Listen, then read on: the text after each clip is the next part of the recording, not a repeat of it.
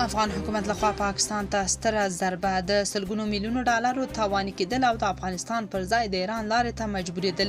وایي خپل مالټې او الوګان د ایران له لارې مرکزي اسیا ته وړو، خو دا لاره ورته څومره ګرانه ده. جزئیاتو لپاره ویډیو تر پایه وګورئ. پاکستان سره د سوداګریزو لارو تړل کېدو سره د یاد هیواد سوداګرۍ درانه زیانونه لیدلي. تازه د پاکستاني رسنۍ راپور ورکړی چې د 200 میلیونه ډالرو په ارزښت درمل د له منځه تللو ګواښ سره مخ دي. د یادو رسنیو په خبره پاکستاني درمل او بارسلګونه موټر بند پاتې دي او درمل د له منځه تللو سره مخ دي. ویل کېږي دغو درملو کې انټي بیوټیک، واکسینونه او د زړه درمل شامل دي چې افغانستان سره د سوداګرۍ له ځنډېدو سره افغانستان او منځنۍ اسیا سره د درملو صادرات له جدي ګواښ سره مخ دي.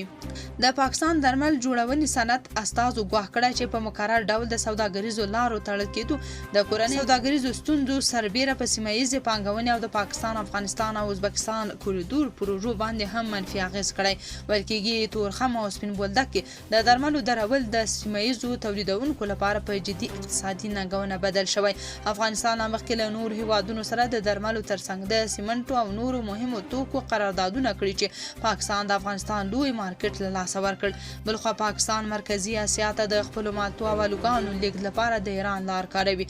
د پاکستان حکومت د ایران له لارې د مرکزي اسیا هیوادونو ته د مالټو او الوګانو صادرولو اجازه ورکړه. د بي بي سي اردو څانګې ریپورت کې ویل شوي چې د پاکستان د سوداګرۍ وزارت په یوه تازه اعلامیه کې ویلي چې د صادراتو اوسنۍ پالیسي له مخې د سږني موسم لپاره د اجازه ورکړل شوې.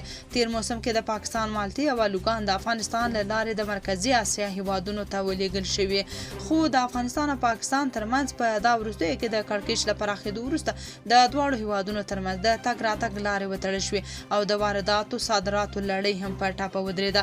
پاکستان که د صادراتو اړوند شمیرې ښایي پاکستان تیر کال د 22 میلیونو ډالرو ارزښت 55,000 ټنه مالټې صادراتو درلودل.